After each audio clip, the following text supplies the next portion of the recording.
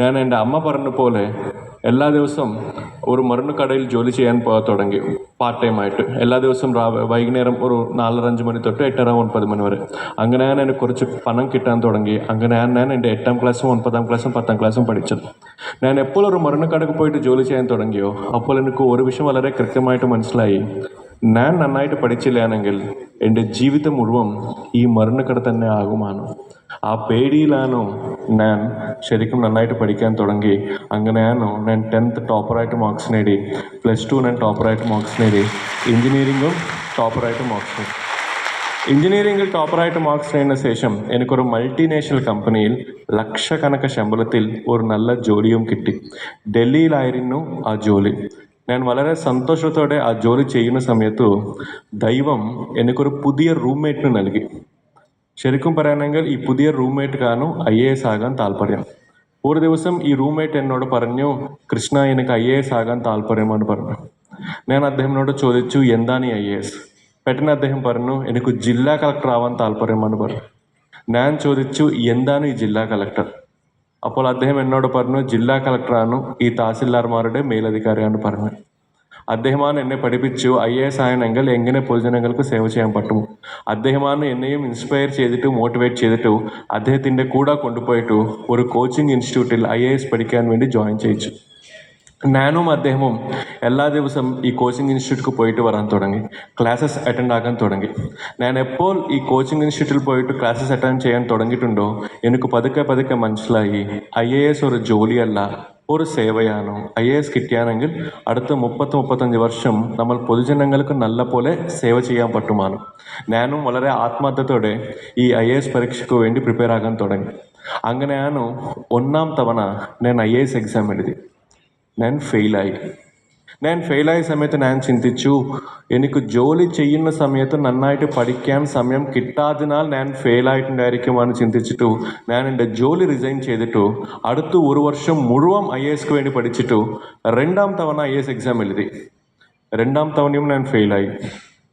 2ാം തവണ ഫെയിലായ സമയത്ത് ഞാൻ ചിന്തിച്ചു ഇതൊരു ബാഡ് ലക്ക് ആയിരിക്കുമെന്ന് ചിന്തിച്ചിട്ടു അടുത്ത ഒരു വർഷം ഇനിയും മുഴുവൻ IASക്ക് വേണ്ടി പഠിച്ചിട്ടു 3ാം തവണയും ഞാൻ IAS എക്സാം എഴുതി.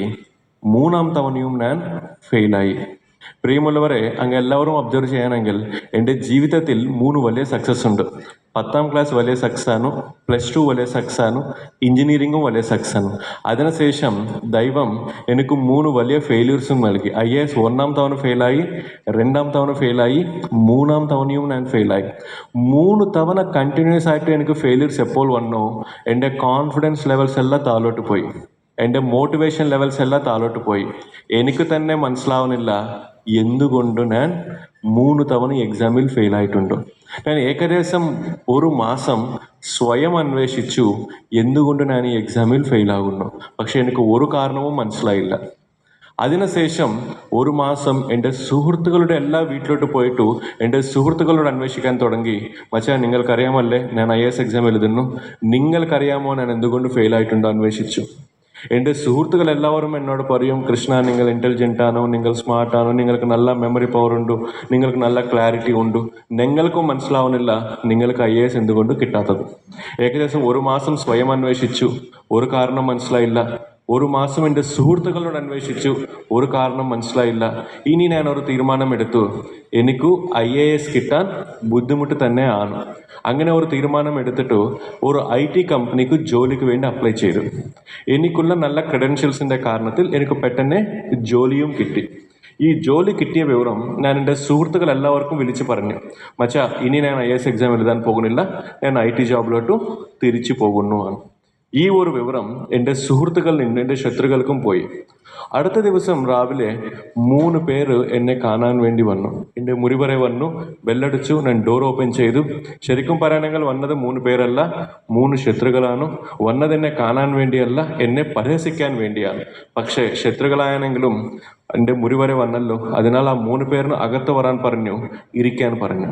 ആ 3 ശത്രുക്കൾ അകത്ത് വന്നു, ഇരുന്ന ശേഷം ആദ്യത്തെ ശത്രു എന്നോട് പറഞ്ഞു, കൃഷ്ണ നിങ്ങളൊരു നല്ല തീരുമാനം എടുത്തു, നിങ്ങൾക്ക് IAS കിട്ടാൻ ബുദ്ധിമുട്ട് തന്നെയാണ്, IT ജോബാണ് ഏറ്റവും കറക്റ്റാണ് പറഞ്ഞു. ഞാൻ ശരിയാണ് പറഞ്ഞു. 2ാം ശത്രു എന്നോട് പറഞ്ഞു, കൃഷ്ണ നിങ്ങൾക്ക് IAS ഒരിക്കലും കിട്ടാൻ പോകുന്നില്ല, IT ജോബാണ് ഏറ്റവും കറക്റ്റാണ് പറഞ്ഞു. ഞാൻ ശരിയാന്ന് പറഞ്ഞു. മൂന്നാം ശത്രു എന്നോട് പറഞ്ഞു, കൃഷ്ണൻ നിങ്ങൾക്ക് IT ജോബാണ് ഏറ്റവും കറക്റ്റാന്ന് പറഞ്ഞു. ഞാൻ ശരിയാന്ന് പറഞ്ഞു. ശരിയാന്ന് പറഞ്ഞ ശേഷം ഞാൻ ആ 3 ശത്രുക്കളോട് അന്വേഷിച്ചു. എനിക്കും അറിയാം എനിക്ക് IAS കിട്ടാൻ ബുദ്ധിമുട്ട് തന്നെയാണ്. പക്ഷേ എനിക്ക് ഒരു കാരണം മനസ്സിലാവുന്നില്ല, എന്തുകൊണ്ട് എനിക്ക് IAS കിട്ടാൻ ബുദ്ധിമുട്ടാണ്. അപ്പോൾ ആദ്യത്തെ ശത്രുവാൻ എന്നോട് പറഞ്ഞു, കൃഷ്ണ വളരെ സിമ്പിളാണ് കൃഷ്ണ, IASൽ 2000 മാർക്സ് എഴുതു പരീക്ഷയാണല്ലോ, നിങ്ങളുടെ ഹാൻഡ് റൈറ്റിംഗ് കുറച്ച് മോശമാണല്ലോ, അതിനാലാണ് നിങ്ങൾക്ക് നല്ല മാർക്സ് കിട്ടാത്തതോ, അതിനാലാണ് നിങ്ങൾക്ക് IAS കിട്ടാത്തതാണ് പറഞ്ഞത്. അദ്ദേഹം പറഞ്ഞത് 100% കറക്റ്റാണ്. എൻ്റെ ഹാൻഡ് റൈറ്റിംഗ് കുറച്ച് മോശം തന്നെ ആയിരുന്നു. പക്ഷെ എനിക്ക് അറിയാത്തത് എൻ്റെ ഹാൻഡ് റൈറ്റിങ്ങിൻ്റെ കാരണത്തിൽ ആണ് എനിക്ക് കുറഞ്ഞ മാർക്സ് വരുന്ന വിഷയം. രണ്ടാം ശത്രു എന്നോട് പറഞ്ഞു, കൃഷ്ണ IAS എക്സാമിൽ 2000 മാർക്സ് എഴുതു പരീക്ഷയാണല്ലോ, ഏതെങ്കിലും ക്വസ്റ്റ്യനുക്ക് സമാധാനം എഴുതുന്ന സമയത്ത് നിങ്ങൾ 1-ാം പോയിന്റ് 2-ാം പോയിന്റ് 3-ാം പോയിന്റ് ആയിട്ട് പോയിന്റ് വൈസ് എഴുതും. പക്ഷേ IASൽ ഒരു ക്വസ്റ്റ്യനുക്ക് സമാധാനം നല്ല ഭാഷയിൽ ഫ്ലവറി ലാംഗ്വേജിൽ ഒരു വിഷയം കഥ പോലെ എഴുതാനെങ്കിൽ നല്ല മാർക്സ് കിട്ടാൻ സാധ്യത ഉണ്ടോ, അത് നിങ്ങൾക്ക് അറിയില്ല, അതിനാലാണ് നിങ്ങൾക്ക് IAS കിട്ടാത്തതെന്ന് പറഞ്ഞു. അദ്ദേഹം പറഞ്ഞത് 100% കറക്റ്റാണ്. ഞാനൊരു കമ്പ്യൂട്ടർ സയൻസ് സ്റ്റുഡൻ്റാണ്. ഏതെങ്കിലും ക്വസ്റ്റ്യനുക്ക് സമാധാനം 1-ാം പോയിന്റ് 2-ാം പോയിന്റ് 3-ാം പോയിന്റ് ആയിട്ട് തന്നെ എഴുതാൻ അറിയാം. ഒരു വിഷയം നല്ല ഭാഷയിൽ കഥ പോലെ എങ്ങനെ എഴുതുന്നത് ഞാൻ എപ്പോഴും പഠിച്ചിട്ടില്ല, എനിക്കറിയില്ല. മൂന്നാം ശത്രു എന്നോട് പറഞ്ഞു, കൃഷ്ണ IASൽ ഇൻ്റർവ്യൂവിൽ വളരെ ഡിപ്ലോമാറ്റിക് ആയിട്ട് കൺവിൻസിംഗ് ആയിട്ട് സംസാരിക്കണം, പക്ഷേ നിങ്ങൾ എപ്പോഴും ചുരുക്കി സംസാരിക്കും, അതിനാലാണ് നിങ്ങൾക്ക് IASൽ ഇൻ്റർവ്യൂവിൽ നല്ല മാർക്സ് കിട്ടാത്തതാണ് പറഞ്ഞു. അങ്ങനെ 3 ശത്രുക്കൾ എനിക്ക് 3 കാരണങ്ങൾ പറഞ്ഞിട്ടു എൻ്റെ റൂമിൽ നിന്ന് അവർ തിരിച്ചു പോയി. ആ ക്ഷണം എൻ്റെ ജീവിതത്തിൽ എനിക്കൊരു സത്യം മനസ്സിലായി. ഒരു വ്യക്തി ജീവിതത്തിൽ പോസിറ്റീവ്സ് എന്താണ് മനസ്സിലാക്കാൻ വേണ്ടി ആ വ്യക്തി ചോദിക്കേണ്ടത്, അന്വേഷിക്കേണ്ടത് അദ്ദേഹത്തിൻ്റെ സുഹൃത്തുക്കളാണ്. അതേ ഒരു വ്യക്തി ജീവിതത്തിൽ നെഗറ്റീവ്സ് എന്താണ് കൃത്യമായിട്ട് മനസ്സിലാക്കാൻ വേണ്ടി ആ വ്യക്തി ചോദിക്കേണ്ടതും ആറിനാണ്, അദ്ദേഹത്തിൻ്റെ ശത്രുക്കളാണ്. എനിക്ക് എൻ്റെ ശത്രുവിൻ്റെ കാരണത്തിൽ വളരെ കൃത്യമായിട്ട് മനസ്സിലായി എനിക്ക് IAS കിട്ടാത്തത് ഒരു കാരണമല്ല, 2 കാരണങ്ങളല്ല, 3 കാരണങ്ങളാണ്. ഇനി ഞാനൊരു തീരുമാനമെടുത്തു, അടുത്ത 1 വർഷം കേവലം ഈ 3 കാരണങ്ങളിലും ഓവർകം ചെയ്തിട്ടു ഞാൻ ഒരു തവണ കൂടി IAS എക്സാം എഴുതാൻ തീരുമാനിച്ചിട്ടു ഞാൻ 1 വർഷം കൂടി IAS എഴുതാൻ വേണ്ടി തീരുമാനമെടുത്തു. എടുത്തതിന് ശേഷം ഞാൻ വണ്ടിയിൽ ഒരു റോഡിൽ പോകുന്ന സമയത്ത് ഒരു വീടിൻ്റെ ഫ്രണ്ട് സൈഡ് ഒരു ബോർഡുണ്ട്, ഇവിടെ ഹാൻഡ് റൈറ്റിംഗ് പഠിപ്പിക്കുമാണ്. ഞാൻ എൻ്റെ വണ്ടി അവിടെ നിർത്തിയിട്ടു ആ വീടിൻ്റെ ബെല്ലടിച്ചു. ഒരു ടീച്ചർ പുറത്ത് വന്നു. ഞാൻ ആ ടീച്ചറിനോട് ചോദിച്ചു, ടീച്ചർ എനിക്ക് ഹാൻഡ് റൈറ്റിംഗ് പഠിപ്പിക്കുമോ എന്ന് ചോദിച്ചു. ആ ടീച്ചർ പെട്ടെന്ന് പറഞ്ഞു, കുഴപ്പമില്ല, അങ്ങയുടെ മോളിലോ കൊണ്ടുവരണം, ഞാൻ പഠിപ്പിക്കാമെന്ന് പറഞ്ഞു. ഞാൻ പറഞ്ഞു, എൻ്റെ മോൾക്കോ അല്ല ഹാൻഡ് റൈറ്റിംഗ് പഠിക്കേണ്ട ആവശ്യം എനിക്കാണ് പറഞ്ഞു. ആ ടീച്ചർ ഷോക്കായി. ഇതെന്താണ് 25 വയസ്സ് പ്രായമുള്ള ഒരാൾ ഹാൻഡ് റൈറ്റിംഗ് പഠിപ്പിക്കണമെന്ന് ചോദിക്കുന്നു. ഞാൻ ആ ടീച്ചർക്ക് മനസ്സിലാകുന്ന രീതിയിലല്ല പറഞ്ഞു, ഞാനിങ്ങനെ IAS എക്സാം എഴുതുന്നു, എനിക്ക് ഹാൻഡ് റൈറ്റിംഗ് ഇമ്പ്രൂവ് ചെയ്യേണ്ട ആവശ്യമുണ്ടാണ്. ആ ടീച്ചർ എനിക്ക് 1 മാസം ഹാൻഡ് റൈറ്റിംഗ് പഠിപ്പിച്ചു.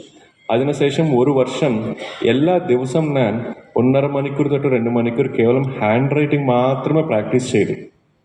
ഇന്നും എൻ്റെ ഓഫീസിൽ ഒരു ഫയലിൽ ഞാൻ എന്തെങ്കിലും എഴുതാനെങ്കിൽ എൻ്റെ ജീവനക്കാർ എന്നോട് ചോദിക്കും, സാർ ഇത് പ്രിൻ്റ് ഔട്ടാണോ ഹാൻഡ് റൈറ്റിംഗ് ആണോ, അത്ര നന്നായിട്ടാണോ ഞാൻ എൻ്റെ ഹാൻഡ് റൈറ്റിങ്ങിൻ്റെ വ്യത്യാസം കൊണ്ടുവന്നത്. അങ്ങനെയാണ് ഞാൻ എൻ്റെ 1-ാം കാരണം ഓവർകം ചെയ്തത്. 2-ാം കാരണം ഒരു സമാധാനം എഴുതുന്ന രീതി. അതിനു വേണ്ടി ആൾറെഡി IAS നേടിയ ഒരു മാഡമുണ്ട്, ബാലലത മാഡം. ആ മാഡം കുറച്ച് പാവപ്പെട്ട കുട്ടികൾക്ക് സഹായം ചെയ്യുന്ന ഒരു മാഡമാണ്. ഞാൻ ആ മാഡമുടെ വീട്ടിലോട്ട് പോയിട്ട് മാഡമിനോട് ചോദിച്ചു, മാഡം എനിക്കും ഒരു ക്വസ്റ്റ്യനുക്ക് സമാധാനം എങ്ങനെ എഴുതുന്ന വിഷയത്തിൽ ഗൈഡൻസ് നൽകാൻ പറ്റുമോ എന്ന് ചോദിച്ചു. ആ മാഡം പറഞ്ഞു, അടുത്ത ദിവസം വരണമെന്ന് പറഞ്ഞു. ഞാൻ അടുത്ത ദിവസം പോയി. അതിനടുത്ത ദിവസം വരണമെന്ന് പറഞ്ഞു. അതിനടുത്ത ദിവസം പോയി. അങ്ങനെ ഒരാഴ്ച മാഡം അടുത്ത ദിവസം എന്ന് പറഞ്ഞു. ഞാൻ മാഡം പറഞ്ഞ സമയത്തിൽ പറഞ്ഞ സ്ഥലത്തിൽ കൃത്യമായിട്ട് പോയിട്ട് മാഡമിനെ കണ്ടു. 7-ാം ദിവസം മാഡം പറഞ്ഞു, കൃഷ്ണ എനിക്ക് മനസ്സിലായി നിങ്ങളൊരു കമ്മിറ്റഡ് സ്റ്റുഡൻറ്റ് തന്നെയാണ്, അതിനാൽ ഞാൻ നിങ്ങൾക്ക് ഒരു അവസരം നൽകാം. ഞാൻ നിങ്ങൾക്ക് 365 എക്സാംസ് വയ്ക്കാം. ഓരോ എക്സാം ഓരോ ദിവസം എഴുതണം. Every day from morning 4 o'clock to 7 o'clock you have to write this exam. And ഏതെങ്കിലും കാരണത്തിൽ നിങ്ങൾ ഒരു എക്സാം എഴുതില്ലാണെങ്കിൽ, അല്ലെങ്കിൽ നിങ്ങൾ ഒരു എക്സാംക്ക് ലേറ്റായിട്ട് വന്നാൽ അത് നിങ്ങളുടെ അവസാനത്തെ എക്സാം ആകുമെന്ന് പറഞ്ഞു. സോ മാഡം പറഞ്ഞ പോലെ 365 ദിവസം എല്ലാ ദിവസം രാവിലെ മാഡമുടെ വീട്ടിലോട്ട് കൃത്യമായിട്ട് 4 മണിക്ക് ചെന്നിട്ട് 3 മണിക്കൂറിൻ്റെ എക്സാം എഴുതി. ഞാൻ 365 എക്സാംസ് എപ്പോൾ എഴുതിയിട്ടുണ്ടോ എനിക്ക് വളരെ കൃത്യമായിട്ട് മനസ്സിലായി ഒരു വിഷയം സമാധാനമായിട്ട് നല്ല ഭാഷയിൽ എങ്ങനെ എഴുതണമോ. അങ്ങനെ ഞാൻ 2-ാം